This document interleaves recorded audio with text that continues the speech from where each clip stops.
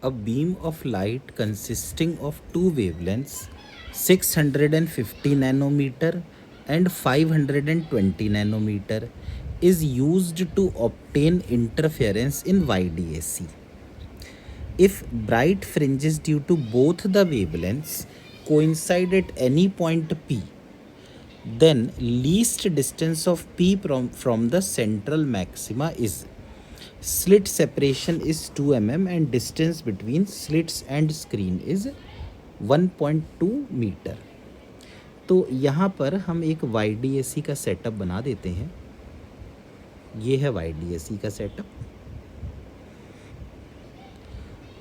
ये है central maxima और दो वेवलेंथ हैं, एक 650 और एक 520। तो 650 वाली सपोज किसी एक जगह पर इनका कोई एक मैक्सिमा आ रहा है। अब सपोज़ ये हम ले लेते हैं, ये 650 वाला और इनका N1 मैक्सिमा आ रहा है और इसी जगह पर वो ये कहना चाह रहे हैं कि जब 520 वाली पहुंचती है तो 520 का यहाँ N2 वाला मैक्सिमा आ रहा है, बाकी ये वाला डिस्टेंस होता है स्मॉल डी, ये है कैपिटल डी।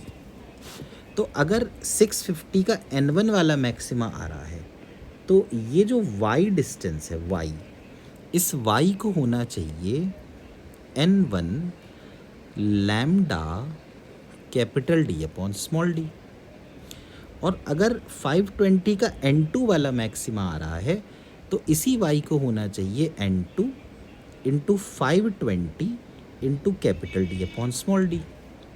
अब दोनों y सेम है तो N1 into 650 into capital D upon small D is equal to N2 into 520 into capital D upon small D. Small D और small D cancel, capital D cancel, zero और zero cancel. तो अगर आप 13 से काटें तो 13 4 और 13 5 तो हम लिख सकते हैं 5N1 is equal to 4N2। तो यहाँ से N1 अपॉन N2 ये बन गया 4/5। इसका ये मतलब हुआ कि 650 नैनोमीटर वाले का 4th मैक्सिमा और 520 वाले का 5th मैक्सिमा एक ही जगह पर आ रहे हैं। तो इन्होंने पोजीशन पूछी है। अब सोचिए y कितना होगा। अगर मैं N1 को 4 रख दूँ तो 4 और 650 वाले का लिख लेते हैं 650 इंटू 10 टू द पावर -9। देखिए -9 ही दिया हुआ है नैनोमीटर में। कैपिटल D कितना दिया हुआ है, देखो कैपिटल D की वैल्यू यहाँ दी है 1.2 और स्मॉल d दिया है 2 मिलीमीटर। तो कैपिटल D दिया है 1.2 और स्मॉल d दिया है 2 मिलीमीटर।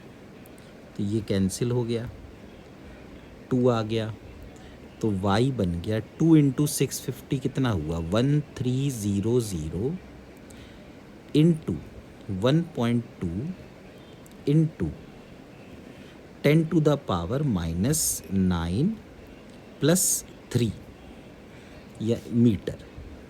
इसका मतलब y आ गया, अगर हम यहाँ पे एक 10 लिख दें तो ये कैंसिल हो जाएगा। तो 0 12 3 36, 3 ऊपर आ गया, 12 1 12, 13 14 15। तो 1560 into 10 to the power -6 metre. तो अब हम देखते हैं आंसर, देखिए सारे मिलीमीटर में दिए हुए हैं। तो मिलीमीटर के लिए क्या करें, इसको लिख सकते हैं 1.56 into 10 to the power -3 metre. तो y बन गया 1.56 मिलीमीटर। तो इसका आंसर कौन सा हो जाएगा, फर्स्ट ऑप्शन हो जाएगा।